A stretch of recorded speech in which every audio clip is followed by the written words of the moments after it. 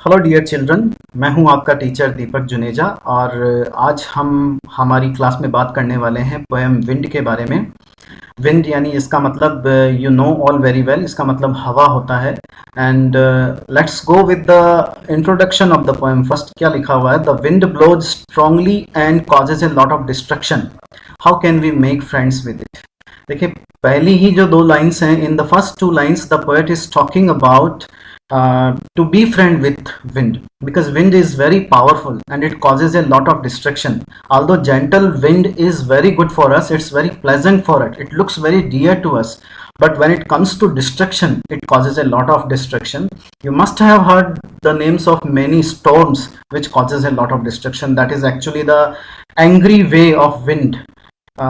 So that's what we are going to read in this poem. This poem is originally composed by Subramanyam Bharati. Here you can see 1882 and 1921. 1882 he took birth and 1921 he died. He was a great Tamil poet and famous for his patriotism in the pre-independence area. Pre independence area का मतलब आज़ादी से पहले का जो आज़ादी का पहले से जो एरा था, एरिया नहीं है, एरा ये वर्ड है। आज़ादी के पहले का जो युग था उसमें वो अपनी देशभक्ति के लिए बहुत फेमस थे।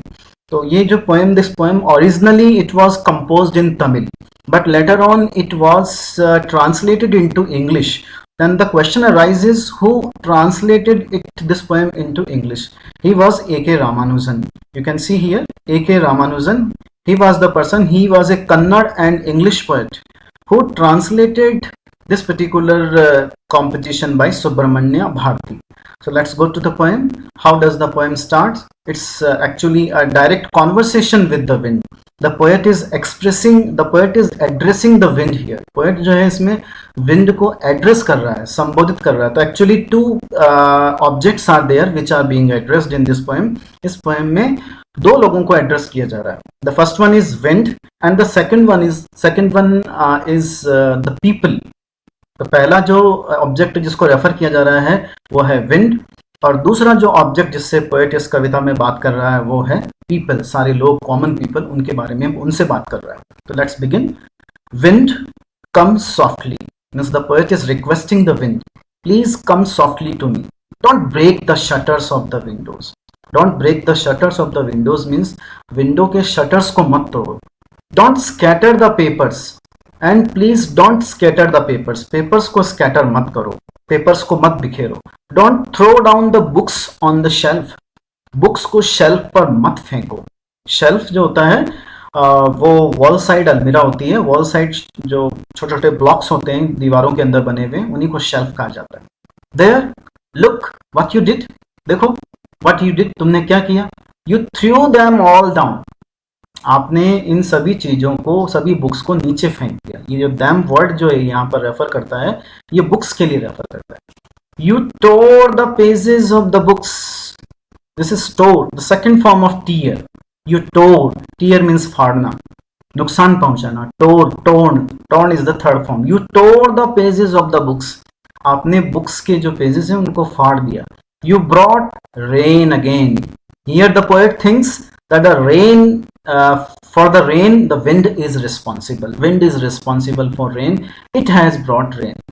तो अब ये रेन तो अच्छी बात होती है, लेकिन जहाँ ज़्यादा बारिश होती है वहाँ के लोग परेशान होते हैं। देखो फिर से हवा चलने लग गई और फिर से बारिश आ गई, और हमारे यहाँ तो बारिश होती नहीं, तो हमें तो लगता है कि बारिश, हवा भी चले और बारिश भी आए। ठीक है। You are very clever at poking fun at weaklings, you are very clever at poking fun at weaklings. Poking fun कहते हैं, पोक फन का मतलब होता है टीज, एट वीकलिंग्स मीन्स कमजोरों की तरफ, those who are weak, means you are very clever. The poet is addressing the wind by saying that you are very clever because you tease only those who are weak people, week things, यानी तुम किनको परेशान करती हो, जो सिर्फ और सिर्फ कमजोर है। अब ये ऊपर जितने भी लाइंस लिखी गई हैं, इसमें एक पोएटिक डिवाइस यूज किया गया है जिसका नाम होता है personification. The spelling of personification is PERSONIFICATION। Personify, personify, what is personification? To make non animated things और non living things appear like living beings. यानी जो जो लिविंग थिंग्स हैं, जो चीजें निर्जीव हैं, उनको ऐसे अपीयर करना जैसे कि वो सजीव हैं। जैसे विंड है, विंड एब्स्ट्रैक्ट थिंग है, विंड नॉन लिविंग थिंग है, लेकिन उसको ऐसे बताया जा रहा है जैसे वो लिविंग थिंग की तरह, लिविंग बीइंग की तरह रिएक्ट कर रही है, जैसे ब्रेक कर रही है, स्कैटर कर रही है, थ्रो कर रही है, टीयर कर रही है, ब्रिंगिंग रेन ये भी कर रही है। And one more thing is that wind is very clever. The clever is the quality which is generally associated with the human beings only और एनिमल्स ओनली। क्लेवर एक ऐसी क्वालिटी है जो केवल जो जानवर होते हैं या ह्यूमन बीइंग्स होते हैं, लिविंग बीइंग्स जो होते हैं, उन्हीं के साथ में एसोसिएटेड है। But here the poet is saying wind is clever, wind clever है। That means to say wind is non living and clever is the quality which is associated with living. So this is called personification. This word personification is made of personify. Personify in Hindi you must have heard this poetic device. The meaning of this poetic device is manvikaran, personification kar dena. So the wind is very clever at poking fun at weaklings. Wind is very clever because it teases only those who or which are weak. कौन कौन सी चीजें, जैसे frail crumbling houses. Frail means कमजोर, crumbling means बहुत ही ज्यादा, जिसे कहते हैं स्टैगरिंग पोजीशन में होते हैं, बहुत ही ज्यादा हिलते डुलते पोजीशन में हैं, यानी इधर उधर गिरने वाली पोजीशन में होते हैं। फ्रेल कमजोर, झूलते हुए घर। क्रम्बलिंग डोर्स, गिरते हुए दरवाजे। क्रम्बलिंग राफ्टर्स, राफ्टर्स कहते हैं सीलिंग को, जो घर की छत होती है, एक जो छत के नीचे की तरफ जो है बीम्स लगाए जाते हैं छत को भी कवर करने के लिए, उन्हें ही राफ्टर्स कहते हैं। क्रम्बलिंग वुड, क्रम्बलिंग यानी कमजोर लकड़ी। क्रम्बलिंग बॉडीज मीन्स कमजोर लोग। क्रम्बलिंग लाइव्स, कमजोर जिंदगियां। क्रम्बलिंग हार्ट्स, ऐसे लोग जो बहुत डरपोक हैं या बहुत ही कमजोर दिल वाले हैं। तुम सिर्फ उन्हीं को डराती हो, तुम सिर्फ उन्हीं को परेशान करती हो। The wind god winnows and crushes them all. Here this is the example of perfect personification. ये perfect personification का example है। यहाँ पर wind को wind god के रूप में imagine किया गया है। और विनोज is a process which is generally done in fields, जो कि जनरली खेतों में की जाती है। आपने देखा होगा, ये पिक्चर में भी दिखाया गया है, मैं आपको ले चलता हूँ। ये देखिए, this is called the process of winnowing. ये जो औरतें ये काम कर रही हैं फील्ड के अंदर, ये इसको ग्रेन को सेपरेट कर रही हैं और वेस्टेज को अलग कर रही हैं। This is called winnowing. तो विंड को यहाँ इस विंड गॉड के रूप में इमेजिन किया गया है। तो वो विंड गॉड, यहाँ पे तो ये औरतें इसको भूसे को और ग्रेन को सेपरेट कर रही हैं, तो यहाँ ये विंड गॉड क्या सेपरेट करता है? द विंड गॉड विनोज, ये विंड गॉड कमजोर लोगों को अलग कर देता है और जो मजबूत लोग होते हैं उनको अलग छोड़ देता है। And crushes them all. तो ये देम जो वर्ड है ये कमजोर लोगों के लिए यूज किया गया है कि जब ये कमजोर लोगों को अलग करता है तो उनको क्रश कर देता है। क्रश करने का मतलब डिस्ट्रॉय कर देता है। He won't do what you tell him, वो काम वो नहीं करेगा जो आप उसे कहेंगे। Means to say wind god is very obstinate, wind god is very strong headed. Strong headed means जिद्दी है, वो आपकी बात नहीं मानेगा। तो चलो वो आपकी बात नहीं मानता है तो हम क्या करें, कम।